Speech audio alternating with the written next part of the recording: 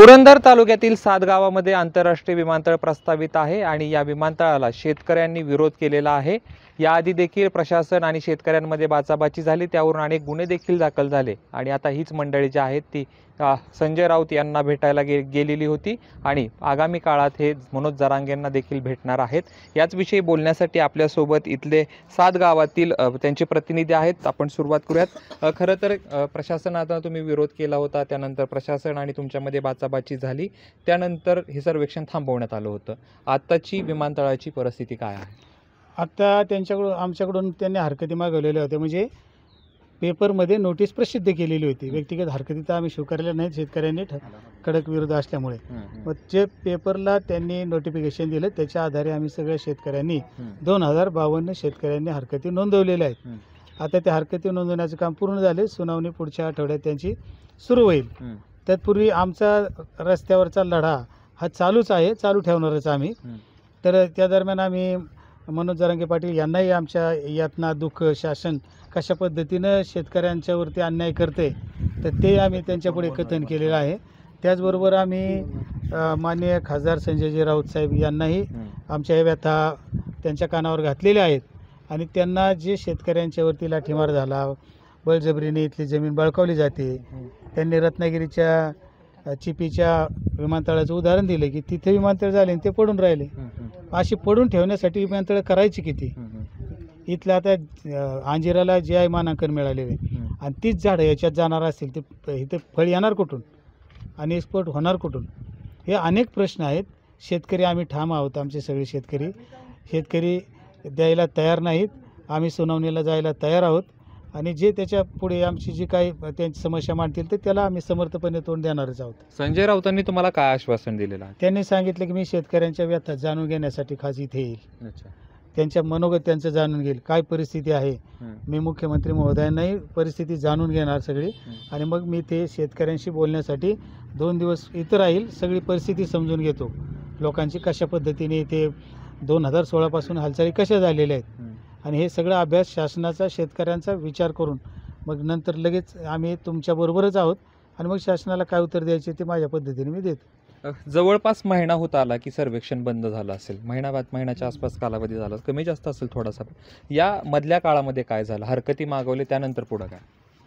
आम्ही हरकती मागवल्या आणि लोकांचा त्याला चांगला प्रतिसाद पण मिळाला, कारण लोकांचंच आपल्या ग्रामस्थांचं म्हणणं होतं की हे शेती आपली गेली नाही पाहिजे आणि आपलं विमानतळ हे हद्दपार झालं पाहिजे, म्हणून लोकांनी भरपूर हरकती दिलेल्या आहेत। म्हणजे जसं शासनाने नोटिसा पाठवल्या एका याच्यावर, पण इथं आपल्या गावामध्ये प्रत्येक गावामध्ये झालं आहे की सातबाऱ्यावर जेवढी माणसं आहेत तेवढ्या सगळ्यांनी हरकती त्या दिलेल्या आहेत। आणि आता जे म्हणजे नवीन हे आलं आहे, आम्ही परत वेगळ्या काही हे अफवा उठू नयेत म्हणून आम्ही कुठल्याही पद्धतीचा ठराव पण दिलेला नाही आहे किंवा काय कोणत्या मागण्या पण आम्ही केलेल्या नाही। काय आहे ह्याच तो ठराव आहे की म्हणजे प्रेस नोट आहे ही ॲक्च्युली, कारण ही लोकांना सगळ्यांना समजली पाहिजे की आम्ही कुठल्याही प्रकारची मागणी केलेली नाही आहे, मोबदलाही कुठला मागितलेला नाही आहे। आम्ही एकाच भूमिकेवर ठाम आहोत की विमानतळ इथं नाही झालं पाहिजे। वर्तमानपत्रामध्ये आज पेपरला बातम्या आलेल्या आहेत की ग्रामपंचायतीने ठराव दिले।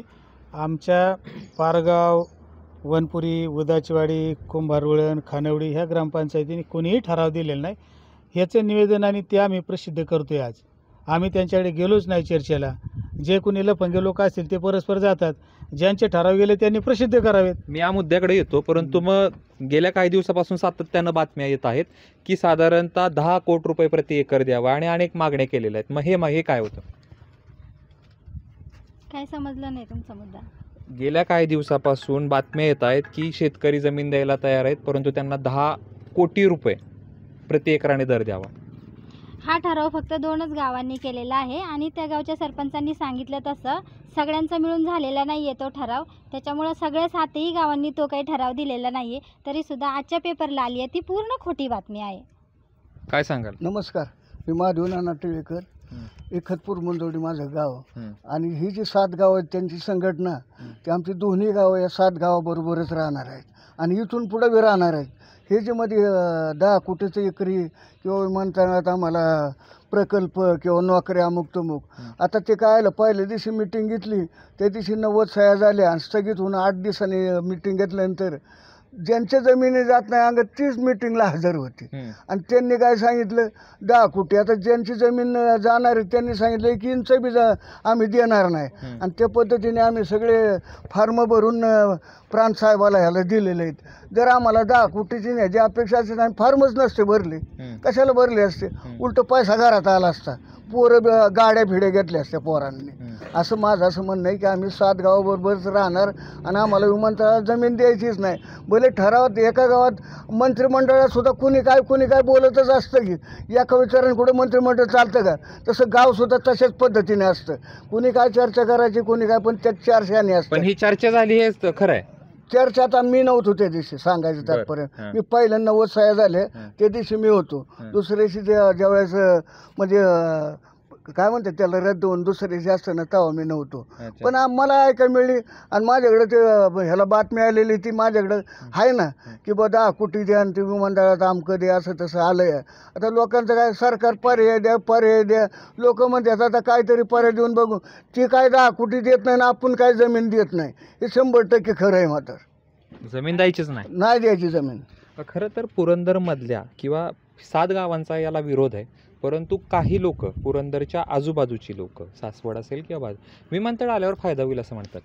नाही, मुळातच आहे ना, हे पुरंदर तालुक्याच्या विकासासाठी विमानतळ चालले असं सांगतात. ही तद्दन खोटी गोष्ट आहे. कारण पुरंदर तालुक्यातल्या कुठल्याही ग्रामपंचायतीनं आम्हाला विमानतळ पाहिजे अशी काही मागणी केलेली नाही. हा पहिला मुद्दा. दुसरा मुद्दा त्याच्यातनं असं आहे ना की हे जे काही विमानतळ चाललं हे शेतकऱ्यांच्या हितासाठी चाललं आहे असं सांगतात. पण वास्तव हे की त्याला जोडून जे लॉजिस्टिक पार्क होणार आहे, जे अगोदर 3103 हेक्टरसाठीचं जे आहे, तर ते कुठं होणार आहे, ते यालाच जोडून पुढच्या भागामध्ये जे रेसिपी नायगाव, राजुरी ही जी गावं सांगितलेली आहेत तिथे होणार आहेत. आणि ते अदानीच्या याच्यातनं होणार असं मागेच बातमी त्याच्याबद्दलची आलेली आहे. आमचं वैयक्तिक असं मत आहे ना की हे जे विमानतळ चाललं आहे हे ते लॉजिस्टिक पार्कला व्यवस्थित पद्धतीनं फायदा व्हावा, अदानीचा जो काही आहे तो, त्याच्यासाठी हे चाललं आहे. नाव फक्त शेतकऱ्याचं आहे, पण हे खोटं आहे. आणि दुसरी गोष्ट की ह्याच्यामध्ये कुठेही ज्या पद्धतीने हे चाललं आहे ह्याच्यात सामान्य आज तक जिथे जिथे असले प्रकल्प आलेत त्याच्या सामान्य कष्टकऱ्याला आणि शेतकऱ्याला झालेलं नाही. आणि सगळ्यात महत्त्वाचा मुद्दा विकास तालुक्याचा असतो ना, म्हणजे तालुक्यातल्या माणसांचा असतो. केवळ बिल्डिंग बांधली, रस्ते बांधले आणि मोठमोठ्या गोष्टी झाल्या अशा नाही. 7 गावातली माणसं बाहेर काढत आहे आणि त्या गावाचा विकास करतो असं आपण म्हणतो. जर कधी सरकार असं म्हणतं की 6,000 कोटी आणि 8,000 कोटी जमीन खरेदी करण्यासाठी आहेत, आमचं म्हणणं आहे की 6,000 कोटीतले ना 1,000 कोटी रुपये ह्या 7 गावांना तुम्ही जी काय पाण्याची योजना आहे, शेतीबद्दलच्या ज्या पूरक सगळ्या योजना आहेत त्याच्यासाठी द्या. गावाचा आपोआप विकास होईल. उलट पैसे तुमच्याकडे ठेवा. आम्हाला अगदी 8,000 कोटी 6,000 कोटी जे द्यायला तुम्ही तयार आहे ना ते देऊच नका. खरा विकास हा माणसांचा व्हायला पाहिजे, शेतकऱ्याला जागेवर ठेवून विकास व्हायला पाहिजे. शेतकऱ्यांनी शासनाने असं समोर आमच्या एक मांडाना आम्ही काकडीचं विमानतळ जाऊन पाहिलं, काय विकास झाला आहे तिथे. म्हणले पोरांना नोकऱ्या लागतील, 9 पोरं गवंड्याच्या हाताखाली विटा देण्याचे काम करत होते. आम्ही याची डोळा हे समक्ष पाहिलेले. कुठल्या विमानतळाच्या शेजारी मोठा विकास झाला आहे त्या परिसराचा. आणि जर विमानतळ हा विकासाचा मुद्दा असेल तर तो प्रत्येक तालुक्यालाच व्हायला पाहिजे. मग बाकी सगळं सोडून द्यायचं आणि हेच करायचं, झाला सगळ्या लोकांचा विकास. खरं तर तुम्ही हरकती दिल्या आहेत, प्रशासनाकडे हरकती दिल्या आहेत, नेमकं त्याच्यामध्ये काय नमूद करण्यात आलं आहे? आम्ही ज्या हरकती दिलेल्या आहेत त्याच्यात आमचं क्षेत्र टाकलेलं आहे. आणि आम्ही त्याच्यात असा उल्लेख केलेला आहे की आम्हाला आमची जमीन द्यायची नाही, कारण की पूर्ण आमचा उदरनिर्वाह हा शेतीवरती अवलंबून आहे. आणि त्या शेतीत आमचं भरपूर पिकतं आहे. आता पुरंदर उपसाचं पाणी आलेलं आहे, त्यामुळं आता आमच्याकडं ऊस, कांदा, भुईमूग ही सगळी पिकं घेतलेली जात आहेत. त्यामुळे पाणी आहे आता आम्हाला सुजलम सुफलम आहे. थोडक्यात तुमचं शेत जमीन वहिवटी खाली असल्यामुळं, पाणी असल्यामुळे, तो बागायत असल्यामुळे तुम्हाला द्यायचे नाही. खरं तर सरकारमधले प्रतिनिधी आहेत किंवा इतर लोकप्रतिनिधी आहेत ते सातत्यानं म्हणतात की पुणे जिल्ह्यात विमानतळ झालं पाहिजे. पुणे जिल्ह्यात विमानतळ झालं पाहिजे, पण ह्या 7 गावातच का? बाकीची गावं आहेत, ह्या 7 गावात सगळी बागायती जमीन आहे. का तुम्हाला वाटते, तुम्ही प्रश्न उपस्थित केला, का इथं झालं पाहिजे असं त्यांना वाटते? त्यांना वाटत असेल, आम्हाला नाही ना वाटत. त्यांना वाटतं पुणे जिल्ह्यात झालं पाहिजे. पुणे जिल्हा म्हणजे काय थोडासा 7 गावापुरता नाही ना, भरपूर मोठा आहे. काही ठिकाणी नापीक जमीन आहे, तिथं करावं. बागायती क्षेत्रात कशाला पाहिजे असं आमचं मत आहे. काय सध्या राहण्यात आहे? आत्तापर्यंत लढाई लढली गेली, प्रशासनाशी वाद देखील झाला, गुन्हे देखील दाखल झाले, आता हरकती मागवल्यात. पुढची लढाई कशी? पुढची लढाई आमची अगदी तीव्रच राहणार आहे. आमच्या रानामध्ये आता माझी स्वतःची डोबळी मिरची, 2 एकर टोमॅटो आहे, भेंडी चालू आहे. भेंडीचे रोजचे 1,000 रुपये आम्हाला इन्कम चालू आहे. आणि मग अशा बागायती जमिनी जर आम्ही दिल्या, आम्ही पूर्णपणे भूमिहीन जर झालो, बस शासन सांगतं कुठलाही शेतकरी भूमिहीन नाही झाला पाहिजे. मग शासन आम्हाला भूमिहीनच करते ना. मग आम्ही भूमिहीन जर झालो तर आमचं उत्पन्न कशावर काढणार आम्ही? आमची मुलं, आज माझा मुलगा एक इंजिनियर आहे, एक आत्ता अकॅडमीला भरतीला चालू आहे. मग अशा गोष्टी जर झाल्या तर मग ह्या मुलांनी जायचं कुठं, राहायचं कुठं? आमच्यासारख्या म्हाताऱ्या माणसांनी राहणार कुठं, जाणार कुठं, खाणार काय, हा प्रश्न आहे. आणि आपण समजा शेजारच्या गावात जर गेलो तर शेजारच्या गावात विमानतळ आलं म्हणून ते म्हणतात आता तुम्हाला पैसे मिळणार. मग त्या गावाच्या जमिनी झाल्या आता 80 लाख 90 लाख रुपये एकराने. मग आमची जमीन जर गेली इथं तर मग बाहेर गावात आम्ही उदरनिर्वाह कसा करणार आहे?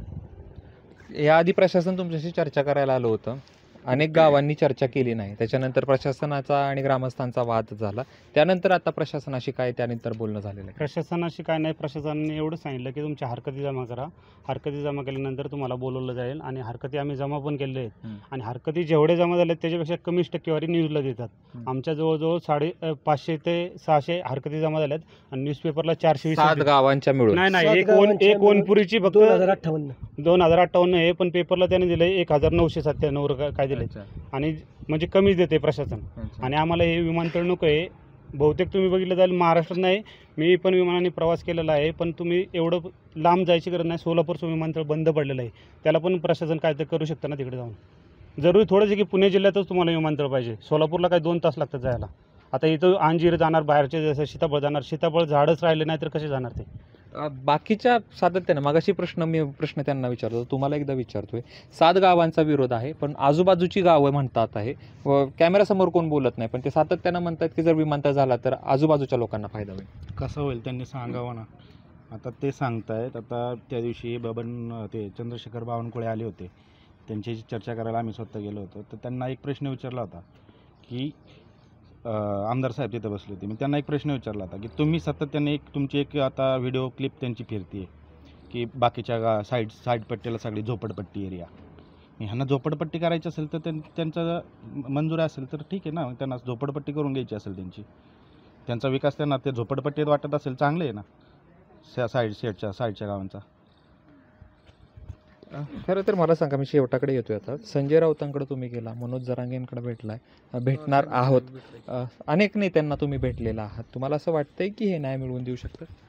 हे पहा, आमच्यावरती जेव्हा अन्याय झाला त्यावेळेला ना इथले आमदार ना आमचे खासदार लगेच आमच्याकडे उपलब्ध झाले.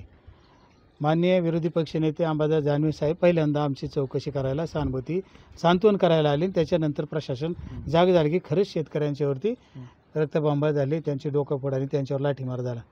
मग ह्या लोकांनी आम्हाला न्याय मिळूनच दिला ना तिथे.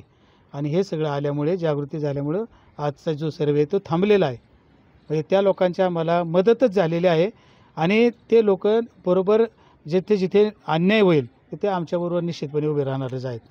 आता आम्ही तुमचा प्रश्न आहे की 4 गावांचं, अहो कुठल्याही विमानतळाचे हे तर एवढं मोठं त्यांचं करण्याचे नियोजन आहे की 20 किलोमीटर परिसर, 4 किलोमीटर परिसर आहे त्याचा, तर तिथे एवढीसं खुरटं झाडसुद्धा येऊन देत नाही. कसला विकास होणार यांचा? हे आता जे पाहतात आजूबाजूचे लोक, घी देखा लेकिन बडगा नाही देखा, या लोकांना माहीतच नाही की ह्यांचं किती नुकसान होणार आहे प्रचंड.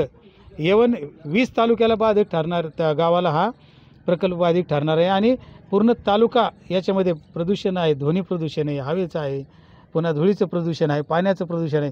हे एवढे मोठे आता हे ओढे आहेत, हे ते सपाट केल्यानंतर हे पाणी कुठं जाणार? थांबणारच नाही. पाणी कोणासाठी थांबत नाही, ते वाटच काढतंय ना प्रत्येक वेळेला. म्हणजे आजूबाजूचा विकास होणार. आम्ही सगळ्या लोकांना त्यातल्या यंत्रणेतल्या अभ्यास पूर्ण केलेला आहे, विचारलेला आहे. आम्ही जाऊन पण पाहिलेलं आहेत नवी मुंबईचे विमानतळ. कसला विकास झाला आजूबाजूला? काहीच वास्तव स्वीकारा ना तुम्ही. लोक काय म्हणतात ते वेगळं आहे, पण ह्या लोकांनी जाऊन वास्तव पाहिलेलं नाही. आणि म्हणून त्यांना असं वाटतं फक्त आपल्या जमिनीला किंमत देईल, हाच त्यांच्या विकासाचा मुद्दा आहे. आणि हेच दांड्यात खोटं आहे. खरं तर मी येतो तुमच्याकडं. तुमच्या लोकप्रतिनिधींची भूमिका काय, तुम्हाला काय वाटतं? नाही, आमचे लोकप्रतिनिधी म्हणजे आम्ही सगळ्यांनी मिळून तर ठरवलेलंच आहे. जे राज्यात आणि केंद्रात नेतृत्व करतोय त्या संदर्भात मी विचारतो. आता त्यांचं अजून आमच्यापर्यंत असं ठोस असं उत्तर काही आम्हाला मिळेल नाही. मला तोच मुद्दा हे करायचा होता. आता काल ह्या म्हणजे 2 जे पेपरला आपण बातम्या वाचतोय की मोबदला मागितलाय 10 कोटी हे असं तसं, आम्ही 2016 पासून ह्या विरोधाविषयी आम्ही ठराव मांडतोय. त्याची आजपर्यंत कधी दखल नाही घेतली गेली किंवा त्याची आजपर्यंत कधी मान्यता बाबा सरकारने येऊन का नाही विचारलं किंवा नाही शासनाने येऊन तरी ॲटलिस्ट विचारायला पाहिजे होतं की बाबा एवढे ठराव येत आहेत. आता हे 2 दिवसाचं झालं, ठराव झाला लगेच त्याच्यावर एवढी म्हणजे अफवा पसरायला लागले ना, हे चुकीचं आहे. काय सांगा? आणि हे सरकारने येऊन आमच्याशी बोलायला पाहिजे ना. मोजणीला येतात, माहिती घ्यायला येतात आणि पोलिसला घेऊन येतात. पोलिसला पुढं का घालतं हे सरकार? स्वतः यावं, त्यांनी स्वतः मंत्र्यांनी यावं, पुढाऱ्यांनी यावं, शेतकऱ्यांशी बोलावं, पण पोलिसांना का पुढं घालतायत? दहशत दाखवतायत आम्हाला ते. तुम्ही काहीतरी म्हणत हां, या नाही, मला तोच मुद्दा म्हणायचं की आत्ता जे बाकीच्यांना जे चित्र वाटतं ना की या काही गावांमध्ये झालं की आमचं होईल, मला स्पष्टपणाने असं वाटतं की जसं आता मी तुम्हाला म्हटलं की याला जोडून लॉजिस्टिक पार्कचं आहे, नंतर पुन्हा आणखीन एक IT पार्कच्या संदर्भात नाही, तर वेगवेगळे प्रकल्प इकडे येत आहेत. कारण बहुतेक ठिकाणी जागा आत्ता गेलेले आहेत कुठल्या ना कुठल्या पुण्याच्या आसपासच्या जे आहेत त्या. आत्ता ज्यांना असं वाटतं ना हे सगळेजण आत्ता आहे ना एका अर्थानं सुपामध्ये आहेत आणि ही जी 7 गावं आहेत ती आत्ता जात्यामध्ये भरली जात आहेत. यांना असं वाटतं की आपण सेफ आहे, पण असं नाही होणार. ह्याची किंमत हळूहळू सगळ्यांनाच मोजायला लागणार आहे आणि ती जर नंतर मोजायची नसेल ना तर आत्ताच जागा व्हायला पाहिजे. कारण काय असतं ना, दुसऱ्याचं ज्यावेळेला नुकसान होतं त्यावेळेला काही जणांना लांबून बघायला छान वाटतं. आज सकाळी पण मला काही जण असं म्हटलं की नाही तालुक्याचा विकास होतो आहे, पण तालुक्याचा विकास होत असताना खरंच होतो आहे का? आणि विकास नावाची त्याचा अर्थ काय? म्हणजे विकास जर असा असेल तर आम्ही साधं म्हणतो की विवेकाची कास धरणारी समृद्धी. विवेक असायला पाहिजे त्याच्यात. खूप माणसं हटवायची, बागायती जमीन काढायची आणि तिथं करायचं, तो मुद्दा आहे. आणि दुसरा जो मुद्दा आहे तो की संविधानानं जर आम्हाला सगळ्यांना सन्मानानं जगण्याचा हक्क दिलेला आहे ना, आणि तो मूलभूत हक्क आहे, मग जिथं व्यवस्थित पद्धतीनं आहे तिथनं तुम्ही हटवलं जात आहे आणि वेगवेगळ्या प्रकल्पाच्या नावाखाली येते, हे लक्षात घ्यायला लागेल. आणि हा मुद्दा अजिबात, मी पुन्हा तेच मुद्दा म्हणतो की हा फक्त 7 गावांचा मुद्दा नाही आहे, हा पुरंदर तालुक्याचा नव्हे प्रत्येक शेतकऱ्याचा आहे. कारण आज ना उद्या त्यांच्याकडे पण कुठल्या ना कुठल्या प्रकल्पासाठी त्यांना हटवलं जाणार आहे. हे बंद व्हायला पाहिजे. विकास पाहिजे पण विनाश नको. नमस्कार. मी परवा मुंबईला गेलो तर तिथे ठाकूर आमदार आहे ना, त्यांनी तिथं विमानतळ केलं, पण सगळा डोंगर आणि खाडी सपाट करून. आमच्या बागाची जमिनी आहेत, आज इथं फळफळावं आहे. मग हिथंच काय सारखं आता तालुका म्हणतं मग तुम्ही विकास अडवला आहे. होऊ द्या ना तालुक्यात 90 गावाने विमानतळ तिकडं आजूबाजूला. आमच्या 7 गावच काय पडलं आहे? एवढा 10 कोटीचा ठराव असो किंवा काय असो, आम्ही 7 गावाबरोबर आहे. लक्षात आलं? 7 गावं जे ठरावत्याल ते आम्ही त्यांच्याबरोबर, एकतपूर मुंजवडी आम्ही त्यांच्याबरोबर आहे. ठराव काही पत्रकारांनी बातमी काय येऊ, आम्हाला जमीन द्यायची ना, त्यात लिहिलेलं आहे ना, आम्हाला 1 इंचही जमीन द्यायची नाही. अशा पद्धतीने आम्ही बोललेलो आहे. वास्तविकरीतीने आता थकून गेलो आहे आम्ही. सारखं काय ती पगारवाली मंडळी ती तिकडून येते तर ना, आम्ही आपलं घरचं तुकडं खायचं आणि इथं शेतीची आपली जमीन आपल्याला राखायसाठी आम्ही आलो आणि ती म्हणते तुम्ही आडवं येत आहे. ह्यात काय आडवं आलो आहे? आमच्या जमिनी आहे, आमची ती माय आहे, त्याच्यासाठी उभं राहायला नको का? हे आम्ही तळतळीची विनंती करतो आहे. नमस्कार. तर हे होते 7 गावातील शेतकरी. खरं तर त्यांचे प्रतिनिधी होते हे, परंतु या प्रतिनिधींची जी भूमिका आहे तीच शेतकऱ्यांची भूमिका आहे. जमीन द्यायला यांचा विरोध आहे. जे किमतीचं काढलं होतं त्याबद्दल देखील भाष्य केलं आहे. तर यातून अर्थ काय काढायचा हे प्रेक्षकांनी आणि सरकारने ठरवायचे. कॅमेरा पर्सन जीवनसह जयदीप भगत, ABP माझा, कुंभारवळण, पुरंदर. ABP माझा, उघडा डोळे बघा नीट.